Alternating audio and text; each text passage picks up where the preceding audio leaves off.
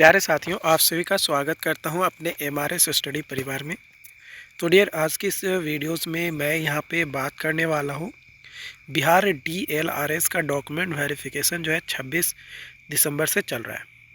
तो ये जो डॉक्यूमेंट वेरिफिकेशन चल रहा है इसमें जो भी डाउट्स थे कई सारे लोगों का, तो उस डाउट्स को मैंने क्लियर अपडेट किया था। तो फिर भी कई सारे लोगों का यहाँ पे डाउट्स फिर भी जो है आ रहे हैं, जिसमें सबसे पहला डाउट है कि सर ईडब्ल्यूएस से हूँ और कास्ट सर्टिफिकेट लगेगा।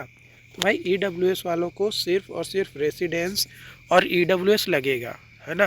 कोई एक्स्ट्रा डॉक्यूमेंट आपका जो है नहीं लगने वाला है, ये चीज़ जो है आपको ध्यान रखना है। ओके, ईडब्ल्यूएस वाला के कास्ट नहीं लगेगा। ओके, उसके बाद डॉक्यूमेंट वेरिफिकेशन में कितना टाइम लग रहा है।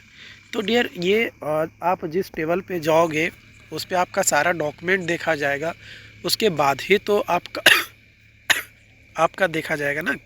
तो वो तो मिनिमम मान कर चलो कि एक पर्सन में 10 से 15 मिनट तो आराम से आपका लगेगा, है ना। एक पर्सन पे 10 से 15 मिनट आराम से लग रहा है, ठीक है। किसी में कम भी लग रहा है, किसी में ज़्यादा भी लग रहा है ना। तो ये डिपेंड करता है कि आप कौन कौन से डॉक्यूमेंट लाए हो, कितना है। सर कहाँ पे जाना है। तो डियर, बीसीसी बोर्ड आईएएस भवन पटना एयरपोर्ट के पास जाना है। ओके, ईडब्ल्यूएस के लिए कास्ट और इनकम नहीं, ईडब्ल्यूएस के लिए ईडब्ल्यूएस और रेसिडेंस लगेगा। सर कितने बजे तक वहाँ पहुँचना रहता है। 4 बजे तक जाएंगे तो हो जाएगा। तो देखो डियर, जो मॉर्निंग शिफ्ट में है ना, जो मॉर्निंग शिफ्ट में है उनका जो है 10 बजे पहुँचना ज़रूरी है, या कोशिश कीजिए 10 बजे से पहले पहुँचने का। ओके, और जिनका जो है 2 बजे से है वो कोशिश कीजिए जो है उससे पहले जो है आप लोग पहुंचने की, है ना। मतलब 2 बजे से है तो 1 बजे तक या 1:30 बजे तक जो है आप यहाँ पे पहुंच जाइए। ओके, अगला सवाल है यहाँ पे आपका है कि सर मेरा 10th और 12th एडमिट कार्ड पर कैपिटल लेटर में सिग्नेचर किया हूँ, और जो सीवीटी एग्ज़ाम्स हुआ था उसमें जो है मैंने स्मॉल में किया। कोई दिक्कत नहीं है, उससे कोई दिक्कत नहीं है, ठीक है। कुछ नहीं करना है, उससे कोई दिक्कत नहीं, वो तो सिग्नेचर कोई दिक्कत नहीं है, किसी भी तरीके से हो। ओके, उसके बाद अटेंडेंस। तो देखो अटेंडेंस लगभग जो है 90 to 95% अटेंडेंस हो रहा है, ठीक है। 1-2% है जो एब्सेंट होंगे, बाकी लगभग प्रेजेंट है, क्योंकि डॉक्यूमेंट वेरिफिकेशन हर कोई करवा लेता है ना। बात जब आती है ज्वाइनिंग की तो ज्वाइन करने नहीं जाते, डॉक्यूमेंट वेरिफिकेशन तो लगभग सभी करवा ही लेते हैं।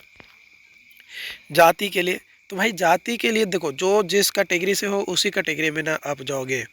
अगर आप उस कैटेगरी से बिलोंग नहीं करते हो तो आपको नहीं लेके जाना है, अगर बिलोंग करते हो तो लेके जाना है ना। तो इस पे ज़्यादा आपको कुछ करना तो है नहीं, ठीक है।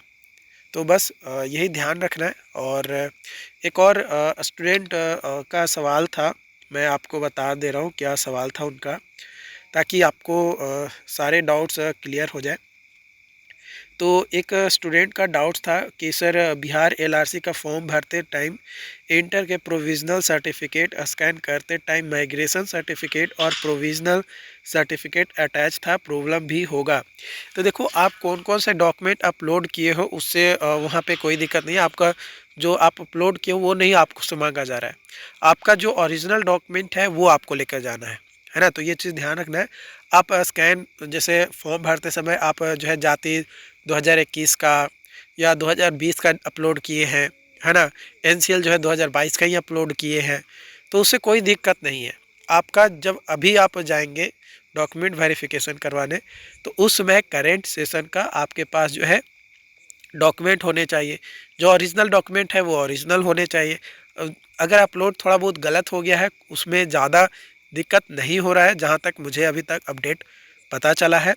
बाकी इससे रिलेटेड जो भी अपडेट्स होंगे आप लोगों के साथ शेयर किया जाएगा, ताकि आप लोगों का बेटर जो है सॉल्यूशंस हो सके।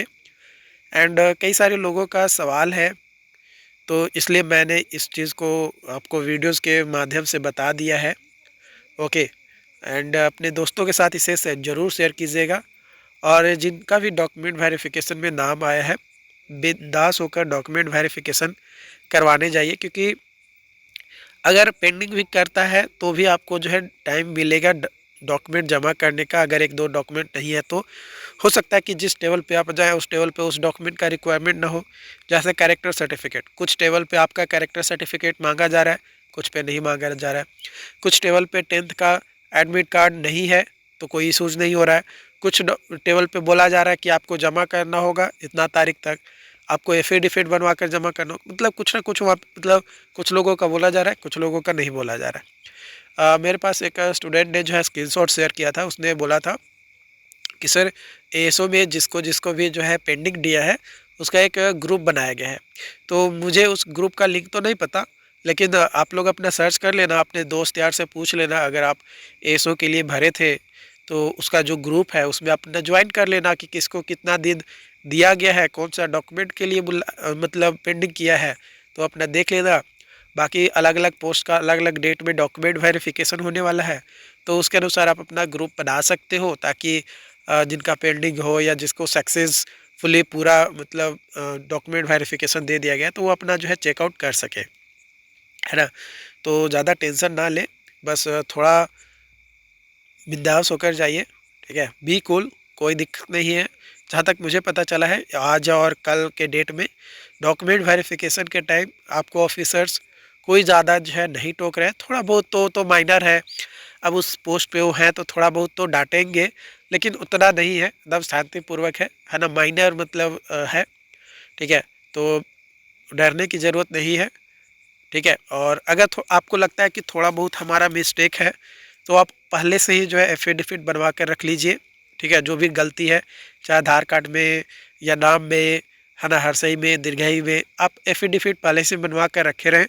जब मांगा जाएगा वहाँ पे ऑफिसर्स के द्वारा जो डॉक्यूमेंट वेरीफाई करेंगे तो आप दीजिएगा। अगर नहीं मांगा जाए आपके टेबल पे तो आप बिंदास बिना जमा किए हुए आ जाइएगा। एक चीज़ और ध्यान रखिएगा कि अगर आपके डॉक्यूमेंट में थोड़ा बहुत नाम का लोचा वगैरह है तो उस कंडीशन में आप खुद मत वहाँ पे टोक दीजिएगा कि सर मेरा ये गलती है, कोई दिक्कत है क्या, ठीक है। खुद मत टोकिएगा जब तक कि वो आपको ना बोले, क्योंकि इस तरीके का कई सारे लोगों का मैं क्लेम देख रहा हूँ, मतलब सुनने को मिला है कि कुछ लोग खुद से जो है बोल दिए हैं कि देखिए सर इस तरीके का मेरा गलती है, कोई दिक्कत है क्या। तो अगर आप क्लेम करते हैं तो आपका वो चीज़ गौर से वो देखा जाएगा, है ना। किसी का जाति पे नाम गलत है, किसी का आवासीय पे नाम गलत है, तो वो कोई दिक्कत नहीं है ना। बस माइनर मिस्टेक है, एफिडेविट बनवा लीजिए, और अगर वो सुधार होने वाला है, अगर आपके पास टाइम है तो आप उसको सुधार करवा सकते हैं, तो सुधार करवा लीजिए, वो ज़्यादा बेटर रहेगा आपके लिए। Okay, thank you.